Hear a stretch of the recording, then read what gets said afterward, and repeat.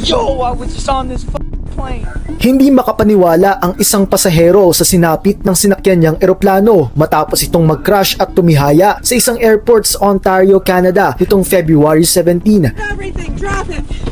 Nakuhanan niya ng video ang ilang eksena ng kanilang pag-evacuate mula sa tumihayang eroplano. Sa isa pang footage, makikita ang tila pagtalbog ng eroplano nang ito'y sumadsad sa runway habang lumalapag.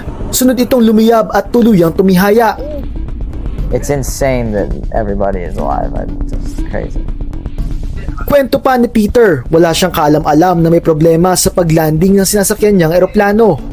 There was no announcement.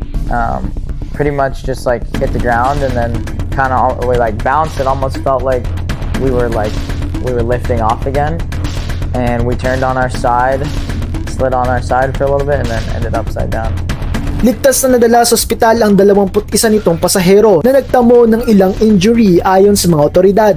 Patuloy pa rin nagsasagawa ng investigasyon ang mga opisyal upang matukoy ang dahilan ng pag-crash ng eroplano. Ayon sa Toronto Pearson Airport, problema sa paliparan ang malakas na hangin, malamig na temperatura at ang makapal na snow dulot ng mahinang snowstorm nang maganap ang insidente.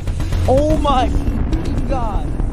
Para sa iba pang balitang abroad, sundan ang social media pages ng News 5.